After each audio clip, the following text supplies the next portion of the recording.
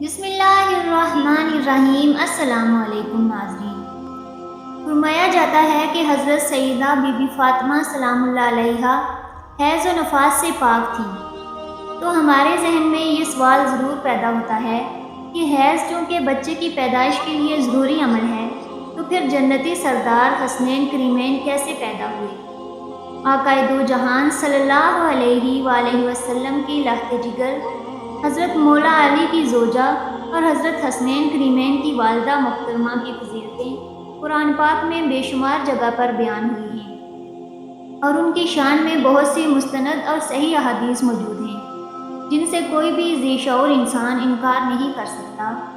اگر ہم ان کی سب فضیلتیں بیان کرنا شروع کر دیں تو اس میں کوئی شک نہیں کہ مہینوں لگ جائیں گے، لیکن ہم نہ تو سیدہ فاطمہ سلام اللہ علیہا کی مکمل فضیلتیں بیان کر سکیں گے اور نہ ہی ان کا شمار کر سکیں گے۔ محترم ناظرین، آج ہم امام الانبیاء حضرت محمد صلی اللہ علیہ وآلہ وسلم کی پیاری اور لاڈلی بیٹی کی ایک ایسی فضیلت کی بات کریں گے جو فضیلت صرف انہی سے منسوب ہے۔ یہ ایسی فضیلت ہے کہ پوری کائنات میں صرف یہ فضیلت ایک ہی عورت کو حاصل ہوئی۔ ویسے تو سارے اہل بیت کی پاکی اور طہارت کے متعلق بے شمار احادیث مبارکہ ہیں، لیکن جگر گوشہ رسول حضرت فاطمہ رضی اللہ تعالیٰ عنہ پاک عورت تھیں کہ اللہ نے ان سے حیض و نفاس کو بھی دور رکھا۔ مسلم شریف کی حدیث میں ہے، جس کو امام احمد بن حنبل اور امام نسائی نے بھی نقل کیا ہے۔ روایت کچھ اس طرح ہے کہ حضرت صفیہ بنت شیبہ روایت کرتی ہیں کہ حضور نبی کریم صلی اللہ علیہ وآلہ وسلم صبح کے وقت باہر تشریف لائے۔ آپ صلی اللہ علیہ وآلہ وسلم نے ایک چادر اوڑھی ہوئی تھی جس پر سیاہ اون کے کجاؤں کے نقش بنے ہوئے تھے۔ حضرت حسن بن علی آئے تو آپ صلی اللہ علیہ وآلہ وسلم نے انہیں اس چادر میں داخل کر لیا۔ پھر حضرت حسین آئے اور ان کے ہمراہ چادر میں داخل ہو گئے۔ پھر سیدہ فاطمہ سلام اللہ علیہا آئیں اور آپ صلی اللہ علیہ وآلہ وسلم نے ان کو اس چادر میں داخل کر لیا۔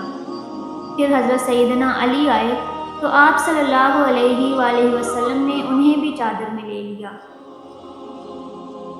پھر آپ صلی اللہ علیہ وآلہ وسلم نے قرآن پاک کی یہ آیت مبارکہ پڑھی کہ اے اہل بیت، اللہ تو یہی چاہتا ہے کہ تم سے ہر طرح کی آلودگی دور کر دے اور تم کو خوب پاک و صاف کر دے۔ آپ کا نام فاطمہ، لقب زہرا اور بطول ہے۔ سیدہ فاطمہ رضی اللہ تعالیٰ عنہا نے بچپن بہت ہی معصوم اور پاکیزہ گزارا۔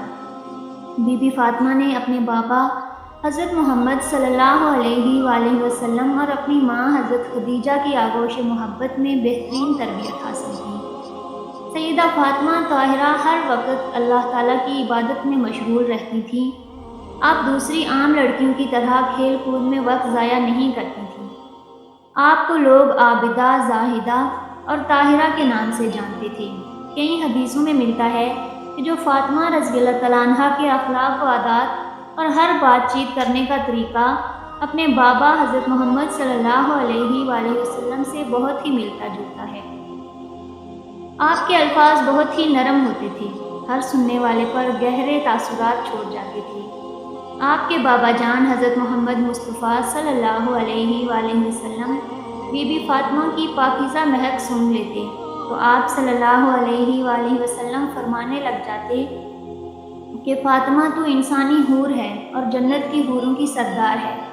آپ کو بے شمار لقب ملے ہوئے تھے، امت السادات، مخدومہ کائنات، دختر مصطفیٰ، بانو مرتضیٰ، سردار خواتین جہان، حضرت سیدہ طیبہ طاہرہ، فاطمہ الزہرا اور بطول اور خاتون جنت۔ حضور نبی کریم صلی اللہ علیہ وآلہ وسلم فرماتے تھے کہ فاطمہ میرے جسم کا حصہ ہیں۔ حدیث پاک ہے کہ بی بی فاطمہ دونوں جہانوں کی عورتوں کی سردار ہیں۔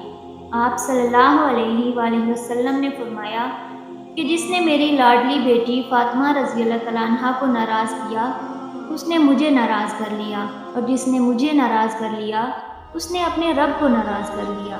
جس نے فاطمہ کو راضی رکھا اس نے اپنے نبی اور خدا کو راضی کر لیا۔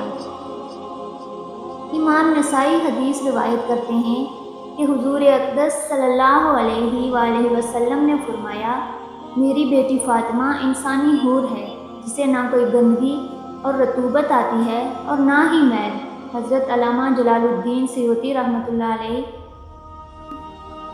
خصائص الکبریٰ میں لکھتے ہیں کہ جب بھی حضرت فاطمہ سلام اللہ علیہا کے ہاں بچہ پیدا ہوتا تو وہ ایک گھڑی کے بعد ہی نفاس سے پاک ہو جاتی، یہاں تک کہ ان کی نماز بھی قضا نہ ہوتی، اسی لیے ان کا نام بھی زہرا رکھا گیا۔ حضرت سیدنا علامہ علاء الدین علی متقی حدیث پاک نقل کرتے ہیں کہ حضور نبی کریم صلی اللہ علیہ وآلہ وسلم نے ارشاد فرمایا، میری بیٹی فاطمہ انسانی شکل میں حوروں کی طرح حیض و نفاس سے پاک ہے۔ اور حدیث پاک میں ہے کہ حضرت علی رضی اللہ تعالیٰ عنہ سے روایت ہے کہ میں نے اللہ کے رسول صلی اللہ علیہ وآلہ وسلم سے عرض کیا، یا رسول اللہ صلی اللہ علیہ وآلہ وسلم، آپ نے بطول نام کیوں رکھا؟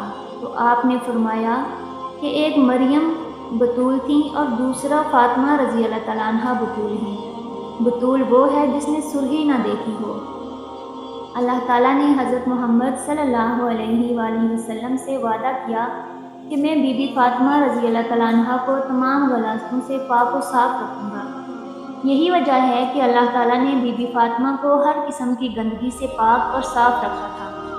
بی بی فاطمہ رضی اللہ تعالیٰ عنہ اپنے بابا آقائے دو جہان حضرت محمد صلی اللہ علیہ وآلہ وسلم سے بہت ہی مشابہت رکھتی تھیں۔ آپ رضی اللہ تعالیٰ عنہ جب چلتی تھیں تو دیکھنے والے کو حضرت محمد صلی اللہ علیہ وآلہ وسلم کی یاد آ جاتی تھی۔ آپ کا لہجہ، بات کرنے کا طریقہ، کھانا پینا، اٹھنا بیٹھنا اپنے والد گرامی جیسا تھا۔ اکثر دوستوں کے ذہن میں یہ سوال پیدا ہو رہا ہوگا کہ جب سیدہ فاطمہ سلام اللہ علیہا حیض و نفاس سے پاک تھیں تو پھر حیض اصل میں ایک طبیعتی مظہر ہے جس سے ہر مہینے عورت بلوغت سے سنیاس تک دوچار ہوتی ہے۔ اس حیض کے خون سے ہی بچے کی پرورش کی جاتی ہے۔ یہ اللہ تعالیٰ کا نظام قدرت ہے، لیکن یہاں بات اس خاندان کی ہو رہی ہے کہ جن کے لیے اللہ پاک نے یہ کائنات بنائی۔ اس لیے جب بات وجہ تخلیق کائنات حضور اقدس صلی اللہ علیہ وآلہ وسلم کی بیٹی کی ہو تو اللہ پاک نے اس کائنات کے نظام کو ہی بدل کے رکھ دیا۔ جیسے اللہ نے بغیر ماں باپ کے حضرت آدم علیہ السلام اور اماں حوا کو پیدا کیا، جیسے عیسیٰ علیہ السلام کو اللہ نے بغیر باپ کے پیدا کیا، جیسے سیدنا اسماعیل کی جگہ پر بغیر ماں باپ کے دمبا پیدا ہوا، جیسے اللہ پاک نے دو پہاڑوں کے درمیان ایک اونٹنی کو حضرت صالح علیہ السلام کے لیے پیدا کیا، اسی طرح اللہ پاک نے اپنی آخری لاڈلے نبی کو یہ فضیلت دی کہ ان کی بیٹی کو ہر طرح کی گندگی سے پاک رکھا اور بغیر حیض و نفاس کے حسین کریمین کو پیدا کیا۔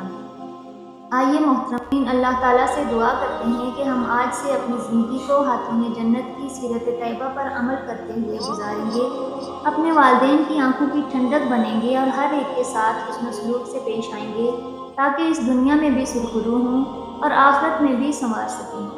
آمین۔ اللہ رب العزت ہم سب مسلمانوں کا حامی